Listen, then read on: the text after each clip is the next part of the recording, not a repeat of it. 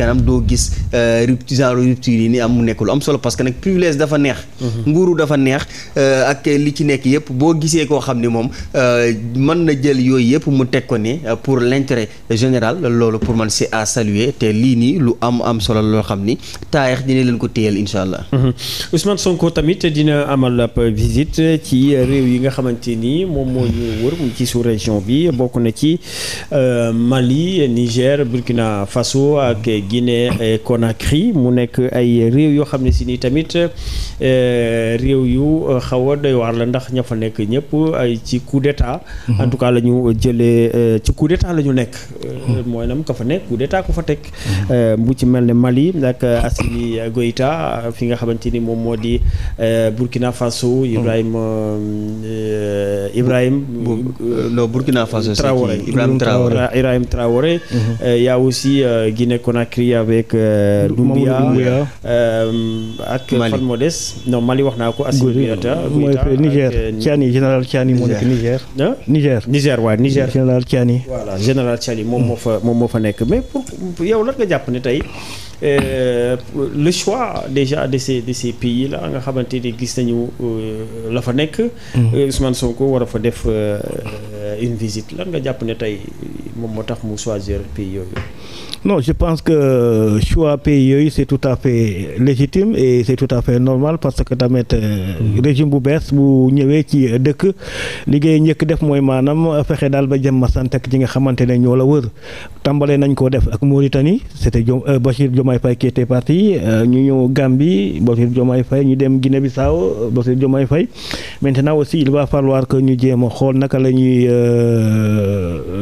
jàmm santé ak ñi nga xamante ni ñeneen dëkk ñu wër le cas de la Guinée-Conakry, Mali, Burkina, voilà, ak Niger. Je pense que c'est tout à fait normal que ñooñee dem fa parce que bul fàtte ne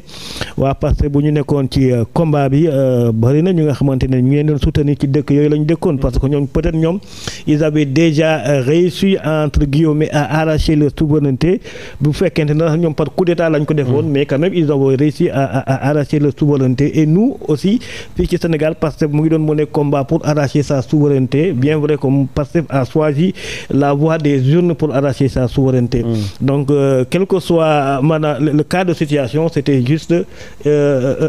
une politique de souveraineté donc peut-être que ñoom xëy na ñoom ay généraux militaires ñoo leen di diriger te ñëpp xam nañu seen accession au pouvoir c'est à partir de coup d'état mais ñun suñu accession au pouvoir c'est à partir d'une révolution menée par le peuple donc l'un dans l'autre je pense que les deux idéologies se rejoignent même si les moyens qui ont permis d'atteindre cette idéologie ne sont pas les mêmes donc Ousmane Sonko tamit même ci campagne am ak tout le long de son combat lui il avait déjà affiché en fait son soutien au coup d'état qui avait eu lieu au Mali quoi qu'on puisse dire Ousmane Sonko avait soutenu ce coup d'état en disant que oui il est temps que les Africains prennent compte de la nécessité de prendre en charge eux-mêmes leurs propres préoccupations en essayant de couper le cordon ombilical entre eux et la puissance colonisatrice donc ñi nga xamante ne ñooy Mali ñoo ko njëkk expérimenté ils l'ont réussi le Burkina est venu le Burkina aussi l'a réussi Niger topp ci mais ñoom par voie coup d'état lañ ko def ñun Sénégal nag ñëpp ñu ngi doon xaal Sénégal comment ça va se passer yàlla def nous on n'a pas choisi le coup d'état mais quand même on a choisi les urnes pour sanctionner en fait le régime entre guillemets qui était considéré être le bras prolongé de la France-Afrique au Sénégal. Donc je pense que c'est tout à fait normal que Ousmane Sonko se rende dans ces pays-là. Et il va s'expliquer avec ñi nga xamante ne mooy les régimes en place comment on va nouer des relations économiques surtout d'abord et sécuritaire parce que ñun boo nee Mali c'est économique certes mais aussi c'est très sécuritaire parce que la frontière entre le Mali et le Sénégal boo xoolee ak lu ñu ciy wax mooy maanaam les cargaisons de cocaïne yi ñu ciy jàpp nga dem ci beneen zone bi tamit mel bi toujours dans la zone aurifère de Kédougou tamit ak foofu tamit enjeux yi nga xamante ni ñu ngi foofu je pense que ce sont des questions yi nga xamante ni au cours de ces déplacements Ousmane Sonko va discuter avec les chefs d'État en place ci naka la ñuy def pour gën a améliorer li nga xamante ne mooy relation économique ak sécuritaire waaye tamit comment mettre en place une politique panafricaine au niveau sous-régional pour li nga xamante ne daal bëgg nañ ko ci dans la souveraineté en Afrique ñu mun koo jot waaye tamit naka la ñuy jëflante ak partenaires yi nga xamante ne ñoo fi war a ñëw di investir parce que waratul doon investissement de 90/10 wala ne di 50/50 et je pense que le Mali quelque part le Mali est en train de réussir ça parce que boo xoolee le Mali a mis en place benn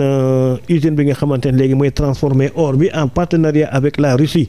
donc Maliens léegi seen or bi nga xamante ne dañ ko doon gas rek dugal ci ay conteneurs yóbbu France wala feneen pour ñu defar ko ñoom ñii ñoo koy defaral seen bopp daal di enrichir yi nga xamante ne seen réserve d'or bu ñu amee jafe-jafe ci wàllu koppar mun nañ jël or boobu def ko garantie ngir mën a indee investissement mën a développer seen projet et tout ça là je pense que le Sénégal aussi va apprendre l'exemple malien dans la nationalisation de la production aurifère parce que quoi qu'on puisse dire ils sont plus en avance que nous ci domaine boobu Sénégal war na fa mën a jàngee Burkina aussi c'est la même chose surtout ci domaine agricole bi tamit le Burkina quoi qu'on puisse dire je pense que ñoom ak Mali c'est les 2 premiers producteurs africains de coton ñooy gën a béy coton fii donc Sénégal ñu ngi doon béy coton ay jamono mais léegi dafa xaw a wàññeeku te pourtant coton boobu war naa mën a nekk li nga xamante ne mun nañ ko mën a béy fii am na ay régions yi nga xamante ne ba tey bu fa demee di saxal coton dina dox bi ko defee ñu mën koo jaay boole ci gerte bi ak yeneen loolu day gën a duufal li nga xamante ne mooy suñu balance commerciale donc visite boobu lu am solo lu am njëriñ la ndaxte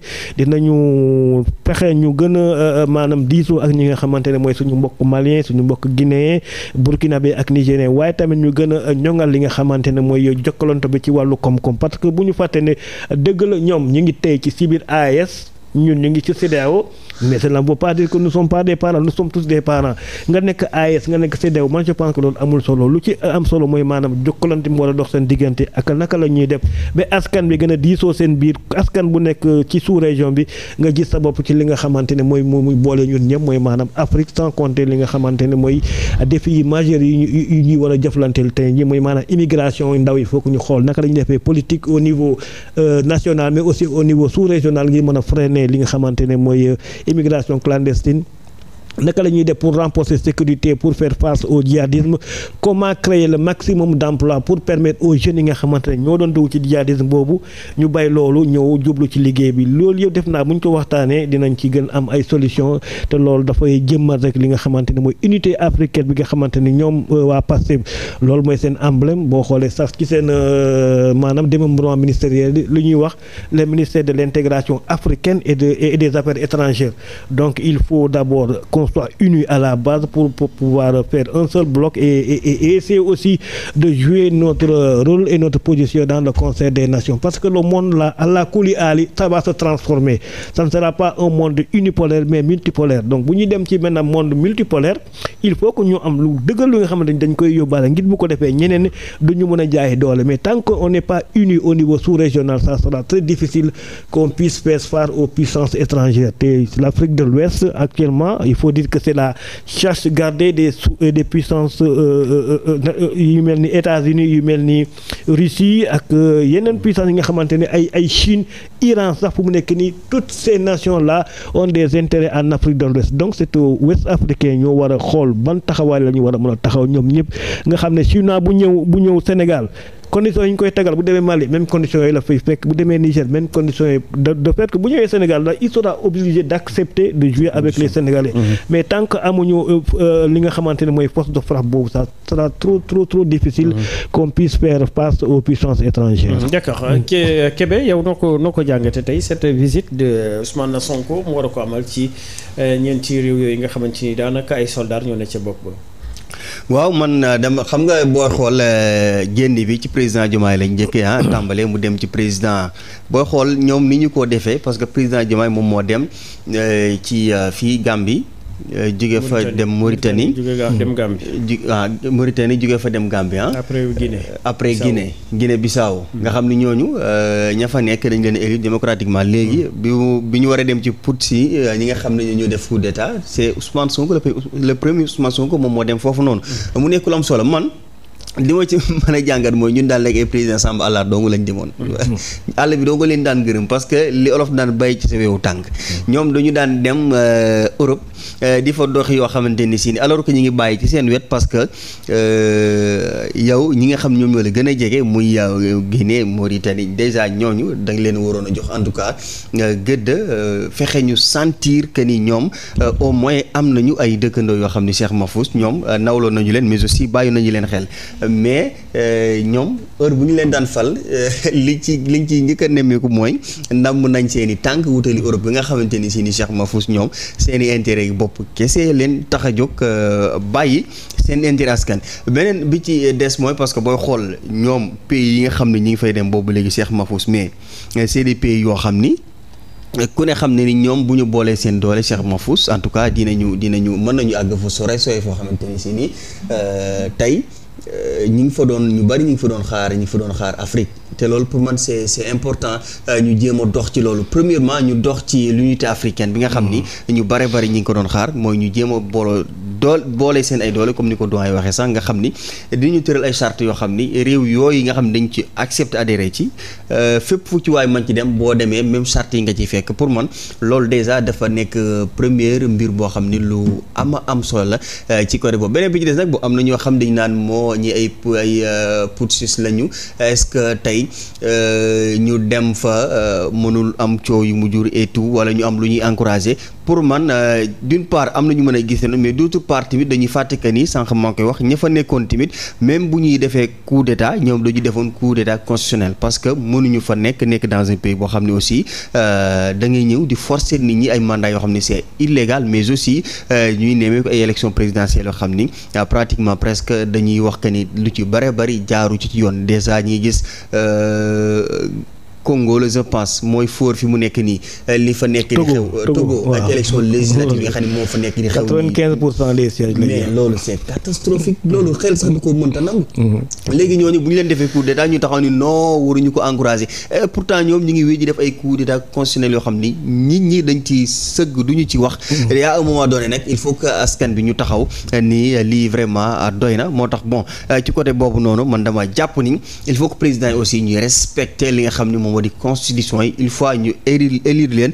ci li nga xam ni moom moo di bopp réew su ko defee nag su coup d'état mu amee ñu mën ko dénoncer ñaawlu ko mais ñoom mënuñu à chaque fois ji def ay coup d'état constitutionnel ba pare ñu taxaw naan non c'est-à-dire loolu pour man ñoom ñoo ci war a njëkk a veiller ba pare su ko defee leen li ci des nag ñu mënti ñëw mais le reste mooy Cheikh Mahfouz visite bi nga xam ni tey Ousmane Sonko mi ngi koy def foofu pour man duñ def loolu rafetlu ko te aussi li ñu leen di xaar aussi ci ñoom les pays africains mooy booloo bi nga xam ni ñi ngi koy xaar ci ñoom ñu booloo nekk benn pour que yu ci bari ñu mën di xàccandoo di dóorandoo bu ñu ko defee pour man seen combat dina gën a mën a yomb que ñoom kii jaar nii kii jaar ne kii dem àndi jeeg France kii dem àndi jeeg Russie kii dem àndi jeeg keneen ak keneen pour man loolu li ñu naan diviser pour mieux régner ñun ñoo ci perte rek mais duñ ci am lenn loo xam ni dañ ko ci gagné moo tax tànk yi nii nañu xaar ba xam après lan lay jur mais pour man déjà lu am solo la